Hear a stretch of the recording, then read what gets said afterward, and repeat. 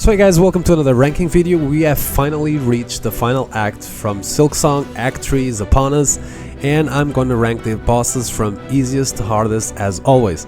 Now, I'm not gonna lie, of all the acts, this was by far the hardest to rank, so please don't be surprised that you're not going to agree with some of the placements in this list. I just feel that there are so many bosses in this act where the difficulty is almost the same between them, so choosing which one was easiest or hardest became quite a task. But I had to choose someone eventually, and I decided to put the easiest boss in Act 3, Gurr The Outcast. Now, I haven't beat a single boss on my first attempt in Act 3, but if there was one that I was very close of achieving, that was Gurr.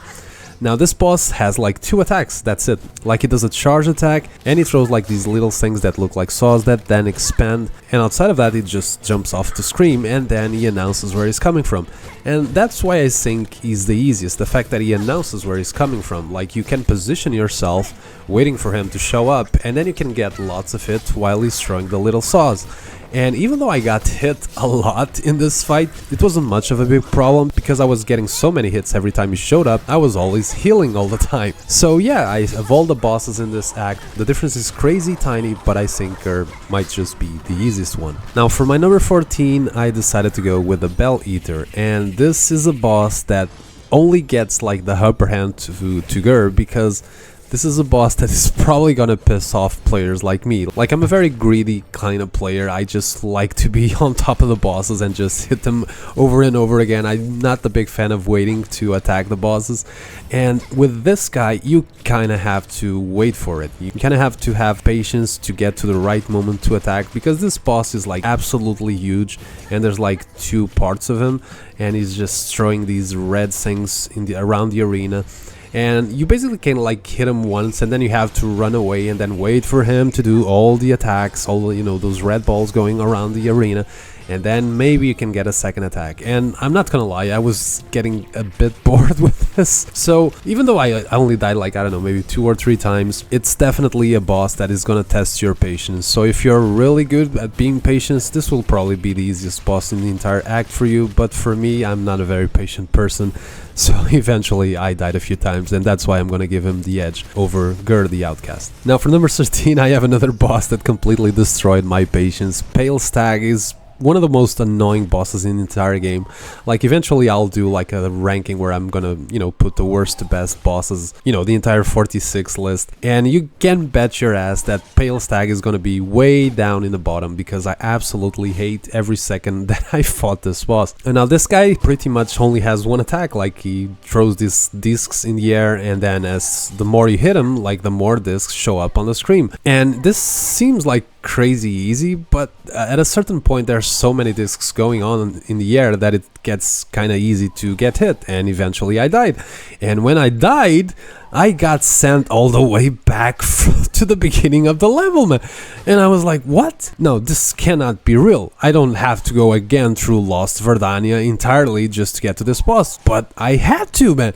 And I could not believe it, and I really just wanted to throw my controller into the wall, because every time I died to this guy, and it went like, I don't know, maybe 3, 4, 5 times, I was always pissed off to oblivion, because this is a boss I absolutely hate, despise, it's boring as shit, and every time I would die, I would have to go through the entirety of that level.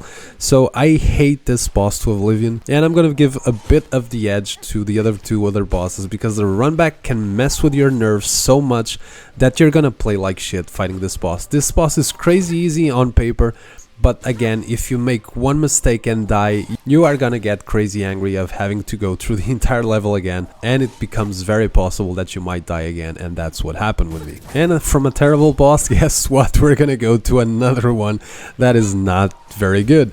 Now at number 12, I decided to go with Plasmified Zango, and man, this was one of the weirdest bosses in the entire game. I don't think there's any other boss that is like this one, because like, you enter the arena and you see this guy throwing like these blue things on the air, these blue balls or whatever they are, and you hit him and a few times again and again, and you're like, what is happening? Like, am I doing something? Is there any place where I have to hit something in the arena, something to fall on top of him?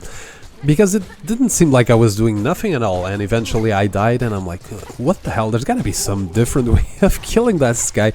But there isn't, like, for you to beat this guy, you just have to be always on top of him and attacking, and the guy becomes faster and he throws more things, and eventually at a certain point he starts doing this charge. So definitely a few deaths against this guy came by, you know, surprise, because I had no idea what I was doing. And I feel this is one of the weirdest bosses to fight, because it's all RNG dependent. Like, if you're always on top of him hitting him, like, he just randomly throws those blue things in the air, and if you're crazy lucky, you know, you can completely avoid them by just standing. Sometimes they can literally go over your head, but you can be also incredibly unlucky and they just can keep coming on top of you and you can die very fast. So yeah, very weird boss, and I don't even know if I can call him easy or hard or average. I don't know, it's a very strange boss, but I decided to put him here at 12. Now for number 11 I put Gurr The Outcast. Now this is a boss that I am almost absolutely sure I'm in the minority, but I absolutely love fighting the Gurr The Outcast, and I was not expecting this at all. Because fighting this boss is basically going through the gauntlet of the crows, which I absolutely hated in Act 1. But I'm not gonna lie, I don't know if they nerfed the crows in this fight, or if it was just me, you know, that had so much experience, and basically now I was getting better at fighting them, because I only died once to Gurr The Outcast, and I had a blast with this boss, man. Like, first you go through the waves of crows, one after the other, and then suddenly the big guy just joins the fight, and I think he's so freaking cool. I know I'm not here to talk about the boss's quality, but I don't know, I just love this boss so much, which I know it's probably not something most people will agree with. But when it comes to difficulty, I think it's hard. Even though I only took 2 tries to beat him, I think it's a hard boss because there's so much going on. You have like the big guy like hitting the floor with his beak, you have him flying around the arena, you have him do like this chain attack that is super cool, and at the same time you have like the crows flying with him, and they just keep coming, different ones one after the other. But again, I enjoyed this boss fight so much that I gave the best of me as a player while fighting him.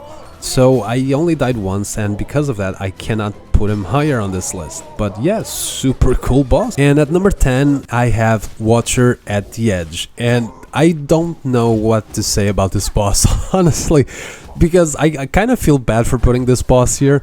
Eventually, the only reason why I'm putting him here, it's because of all the bosses that came before him, this is the one I died the most. I probably died, I don't know, maybe 5-6 times, something like that. And that's the only reason why I'm gonna put this boss higher. Like, the boss is very simple. The boss just, you know, jumps and tries to hit you, or he does a few combos on the floor, and he keeps repeating the same thing over and over again. But I don't know why I was playing so awful against this guy. And again, because I had a lot more deaths on this boss, he has the edge over the other bosses. The edge. And he's called Watcher at the Edge. Amazing. Okay, let's move on. And for number 9, I decided to go with Pinstress. Now, she is a boss that I was definitely hoping to be much better. Now, I don't know if people like this boss or not, but this is a boss that really was getting on my nerves. Like, serious, I was hoping for a really epic fight with this boss, and as soon as I see her like going to the air and her face looks like a balloon, I completely lost it. Like, a part of me wanted to laugh, but at the same time I was like this is kind of cringe looking at the way she looks. I was really hoping so badly that this would be an awesome, spectacular fight, and there I was like looking at a balloon on top of me, and just the balloon was just constantly like flying away from me, and it was getting on my nerves because, you know, I'm not a big fan of flying enemies. So Pinstress was kind of a disappointment as a boss, and in terms of difficulty, the fact that you know it gets really hard to hit her, and she does double damage, and she has, you know, some attacks where she comes down and then goes to the side, and then she also has, you know, like that attack that it's like a cross, you know, the one from the second sentinel.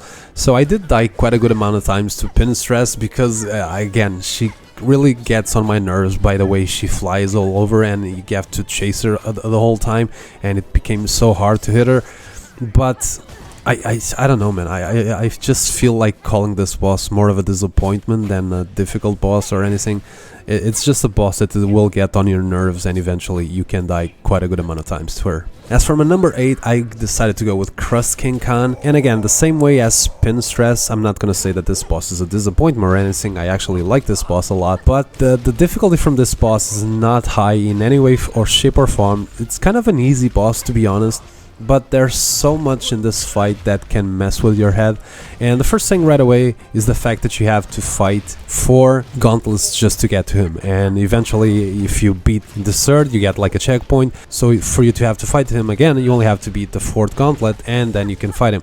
Now the 4th gauntlet honestly is not that hard, but it still can make you get to the boss by losing some health. And the first time I fought him I died like really fast because I beat the 4 gauntlets in a row and I got to him, and I was so nervous and I thought surely this guy's gonna be crazy hard, and I died right away. Like I didn't have much health left, so I died right away. So again, when I went to end the second time and I had to fight the 4 gauntlet again, I had that thing sticked on my head that this was supposed to be a hard boss. I don't know why, it's just me.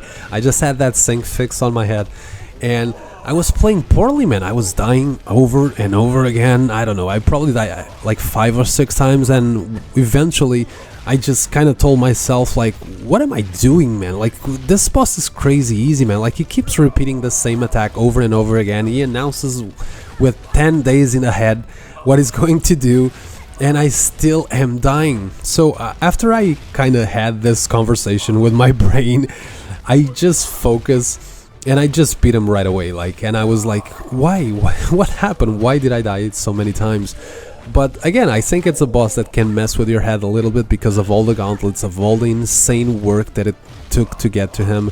And like, the fight is also very intense. The music and, you know, the attacks that he does are like these gigantic things that he throws around the arena. So it can feel a bit overwhelming, but in reality this is a very simple fight. You just need to focus, that's it, and not get scared and not think about all the gauntlets that you've gone through, and you can beat this guy easily. Now for number 7, and I think this is where the difficulty ramps up like crazy, I decided to go with Lost Garmond. Now this is a fight that is hard in many different ways. First of all, it's sad as hell. I mean, you get to here with Zaza and see Garmond, and he, like, you know, he got infected with the plague, and now you have to fight him. So right away you feel bad for fighting him. I mean, this is such a cool character in around the game. He helped us so many times, and here you are to finish him off. And Zaza is watching the whole thing, damn it. So yeah, that's just part of why this boss is a bit hard, but I also think it's hard because he moves fast, and I think the infection attacks that he does, you know, the black things that fly around the arena, are really hard to avoid, man. I've had a really bad time with them, even though, like, you see those attacks throughout the entirety of Act 3. I don't know, man, I just felt that they were very hard to avoid, especially the ones that came into your direction. The floor ones were not so bad, but the ones that where he throws like these pointy things that go into your direction and they move fast, I had a really hard time dealing with them. And the funny thing is that when I finally beat him after many tries, we both died at the same time. Like, that was so freaking cool. What a way to go, Lost Garmond. I really enjoyed that when I beat him, I also die at the same time. So yeah, I'm sorry for what I did to you, Garmond and Zaza. I'm really sorry. And now for number 6, I have the Clover Dancers, and oh my god, this brings back extremely bad memories. And no, I'm not talking about the fact that you fight, you know, the Clover Dancers in Act 2. I'm talking about Palestag. Because same as Palestag, if you die to the Clover Dancers, you are thrown away off the memory from the Green Prince, and you have to do Lost Verdania again. Now don't get me wrong, Lost Verdania is an amazing area. It's beautiful, the soundtrack is incredible, but again, it's such another boring run back where nothing happens. You just have these annoying enemies that chase you and teleport around the area that can be incredibly hard to deal with. And I mean, it's possible that you can like run past most of them, but it's also possible that you can get hit many times while trying to do it. So this boss already felt hard on its own, and the fact that I had to do the run back plus killing the enemies or try to avoid them, but I would lose my health, So yeah, the Clover Dancers is kind of a mixed bag. It's a hard boss to rank because on their own the fight is pretty much the same as the Clover Dancers, except there isn't like a slow phase. It starts right away being fast, and there's like this tornado attack which is very hard to deal. At least I had lots of problems with it. It killed me quite a good amount of times. But this is another boss that is gonna mess with your head. Even though this is an awesome fight, I really love this boss. The run back, the enemies that you have to go through just to get to them, every time you die, that will definitely mess with your head. At least it messes with mine. Like, I am not a fan of long run backs. I was not a fan in Souls games, and I am not a fan in Silksong. So yeah, a boss that really can melt your brain, and it definitely did mine. So yeah, number 6 for the Clover Dancers. And for number 5, I decided to go with Tormented Trobbio. Trobbio was a boss that I ranked really high on my easiest to hardest ranking in Act 2, and I'm gonna rank him high again. Because, I mean, even though the fight doesn't change that much, I think this was already a very hard boss on Act 2, and I never got good at this boss. I eventually beat him, of course, but I didn't felt like I mastered the fight or anything. And so when I fought him again here, I had a little bit of experience, yes, but I still died quite a good amount of times, because the boss here, it's a little bit harder. It's not much harder, like the twister attack that it does now have this like trail of fireworks, so it gets harder to deal with it and punish it. It's very easy to forget that this is happening, and you're gonna get hit and die a few times. And you know, the balls that it throws that also, you know, open to the sides or diagonal, they also cover way much more ground. So definitely a harder version of Trobbio. But because you already have some experience, I'm not gonna put him higher, so I'm gonna give the number 5 to Tormented Trobbio. And at number 4 I have Nyleth. Now this is a boss that I saw a lot of people put in comments that they hate this boss because the fact that the floor from the fight completely goes away. Like, for you to fight Nyleth, you have to be always constantly doing pogo, and you have to be grabbing the walls. And I think a lot of people did not like that. At least that's what I read in many comments in a lot of boss rankings, because I do boss rankings, but I also love to see them. And I was so surprised because I had great fun with this fight. Yes, I put her here at number 4. Yes, she is hard. Yes, I died many times. But this boss has an incredible soundtrack, as one of the most beautiful arenas in the game. I love the way she looks, and it's a completely different fight. This is a fight that's really gonna push you as a player. You have to always be, you know, dodging in the air and grabbing the walls and jumping on the walls to avoid things. And for you to hit her, you have to like jump from side to the side of the arena and doing pogo on her head. And it's challenging, but at the same time, I mean, I do love challenges, so I had a blast with Nyleth. Now, it's totally fine if you don't like this fight. We all like different things. But again, I had a blast, and I think she's hard. And I cannot wait to see if I can fight her again in future DLCs, because yeah, I had a blast with Nyleth. What can I say? Now for number 3, and I think this is where the difficulty again ramps up quite a lot, I have Shrine Guardian Seth. Now I know the story about this boss. It's again, it's another boss that is gonna mess with your head if you know the story from this boss, because this boss was designed by a person that, you know, had cancer in real life, and eventually that person sadly died. So yeah, it's even hard to talk about this. And so when I first saw him, I was like, oh no, it's the fight, it's him. And that definitely messed with my head. It was kind of a sad moment, but the fight itself is also very hard. Like, this boss has a shield, man, and he uses it quite often. Like, it took a lot of tries just to find out how I was supposed to attack this guy and do damage, because he was constantly using the shield to block. And he also uses a shield, you know, to attack. He throws it at you, and he has this like attack that is really hard to deal, where he goes into the air and then he goes to the ground and creates this massive explosion. And man, I died and died and died and died, and eventually I beat him. But I actually did not beat him, because he has a second phase. The guy just starts screaming, and I was like, what? There's no way. There's a second phase. And he right away goes into the air, and he does, you know, the ground attack where the explosion is like 3 times in a row. And man, second phase, the fight is pretty much the same, but because he repeats, you know, the air attacks so many times, it really becomes hard to hit him once. So yeah, the Seth is quite challenging. I died lots and lots of times on him, and this made really easy to pick the top 3 bosses on this list, because the second boss in this list is also a big enhancement in difficulty compared to Seth. because Karmelita is one hell of a tough boss. Now, again, I just said that I like to see boss rankings, and I see a lot of people putting Karmelita as the hardest boss in the entirety of Silksong. Now, I do not agree.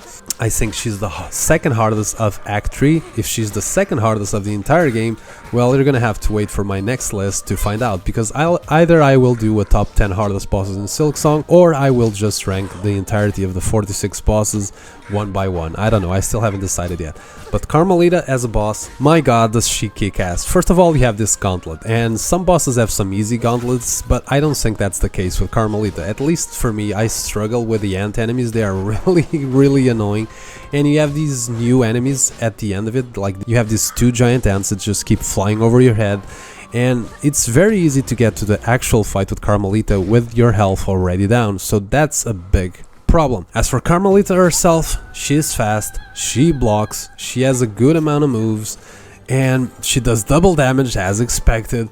So yeah, it's a very hard boss. She throws like these discs that can completely caught you off guard, because they don't just go in a straight direction, they change. Then you have this attack where she jumps in the air and then she hits the floor, and she creates like these spikes that all go all over the arena. And she also has some really crazy fast combos on the floor. And then she has, of course, a second phase where things get harder, because she has this like running attack where she runs through the entire arena and will occupy the entire place. And now, instead of throwing just one disc, she throws two in a row. So it's very hard fight. But you know what also Karmelita is? She's easily one of the best bosses in the entire game. So even though I died like 1 hour and 15 minutes to her, I wouldn't mind dying 2 or 3 or 4 hours, because this boss kicks ass. But there's one boss that is way harder than her, and that is, of course, Lost Lace. Now, I honestly have no clue how people cannot put Lost Lace as the hardest boss, man. Like, to me, Lost Lace is like the Millennium from Elden Ring. She's that hard. I spent 1 hour and 15 minutes on Karmelita. I spent 8 hours on Lost Lace. 8 hours, just think about that. Now, if you're seeing the videos of my gameplay, you can see that I'm playing every single boss in the same way. I'm not using red tools. I don't have my weapon fully upgraded. I mean, of course you cannot see that, but I don't have it fully upgraded because I haven't done the flea game. I think that's what's necessary to get the final upgrade. So yes, I know I was not in full power against Lost Lace, but I fought every boss in Act 3 the same way. And just to have a clear idea of what were the easiest and the hardest bosses in this game. And for me, without a doubt, Lost Lace kicks everyone's ass when it comes to difficulty. Now, as soon as I started fighting her, I thought, okay, she's doing the same attacks as the other fights, but there is one attack that is really pissing me off. You know, the one where she like does like a charge that used to be just one charge and that's it. Now she does 3 times. And it's not just she does 3 times. On a third attempt, she can either do a third charge, or she can go into the air and go down and attack, or she can do like this black thing where like it was an extension of her arms or something like that. So that attack alone killed me many times right away in first phase. And then eventually I beat her and second phase started. And then now, outside of having all those attacks again, she can summon, you know, she can do like the infection attacks where she just throw those black things at you, and the fight became way harder. And so when after many deaths, when I finally beat her, I started celebrating like crazy. I was like, Jesus Christ, man, this boss is insane, finally. And then you see Grandmother Silk screaming and you think, okay, this is the end of the game, surely. And no! Like, these infection balls start coming, these 2 gigantic ones, and you dodge them and you're like, what the hell is happening? Is this like part of the ending of the game or something? And guess who shows up again? Lost Lace is back for the 3rd phase. And so I was like, no, this is impossible. You're joking with me. There's no way there's 3 phases. And so I was fighting her, I died, I was fighting her again, and I died, and I died, and I died, and I died. And eventually she starts screaming, and I'm like, no, this cannot be true. There's no way there's a 4th phase. There's no way. But yes, there's a way. She has a 4th phase. The final boss from Silksong has 4 goddamn phases where she has the biggest HP in the entire game. And this fight took me like 7 minutes to finish. Like I could not believe what was happening. Like after 8 hours I was so tired. I have so many pain in my fingers. I was so unbelievably nervous that when I got that final hit, man, I barely celebrated because I was so incredibly tired. I wanted to jump in the air and scream, but man, like I did celebrate it, but not as much as I wanted because I was just so exhausted. I was just so destroyed by this boss, and man, I think it's such a much harder boss than everyone else that she can only get first place on this list. It's by far the hardest boss in Silksong and easily one of the hardest bosses I fought in any game ever. Easily. So yeah, that's my ranking, guys, and now it's up to you to tell me in the comments which one are, you know, you can tell me like your top 3. I will try to answer as much comments as I can, and yeah, I'll see you guys in the next video. As always, stay well and bye bye.